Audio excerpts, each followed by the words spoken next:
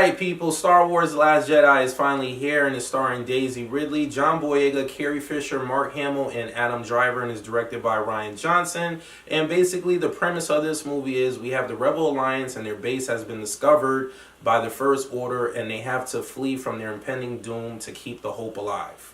Alright, so what worked for this movie? Let me start off by saying this. The storyline was pretty okay. It wasn't the best, it wasn't the worst, and for all you fans out there that complain that Force Awakens storyline was basically a remake of A New Hope, at least with this one, the storyline was more of an original, so you can't complain and say like, oh, I'm just watching Empire Strikes Back all over again with The Last Jedi. So the storyline was pretty good. The next thing that worked for the movie for me was the acting. Everybody pretty much brought their A game. Can't complain with the acting. The acting was on point.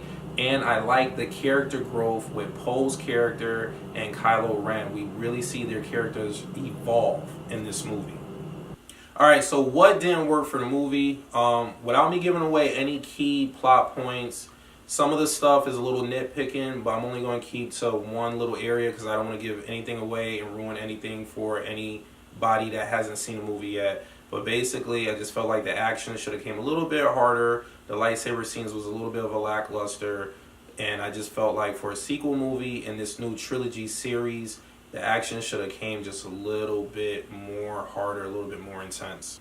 So overall, people, I feel like Last Jedi was no better, no worse than Force Awakens. So I was a little disappointed with that because I wanted Last Jedi to be a lot better than Force Awakens for it to be the sequel movie. So on a Kaiba scale of 1 to 10, I'm going to give this movie a solid 8.5. I kind of wanted to give it a higher number, but there was just a little bit of a, like I said before, a lackluster with the movie that I wanted a little bit more. But it's still worth seeing at IMAX and regular admission price and buying it on Blu-ray when it comes out. So if you like what you see and you want to see more, please hit the subscribe button, hit the bell button next to it so you get notified every time I upload a video, and please hit the like and leave a comment at the bottom.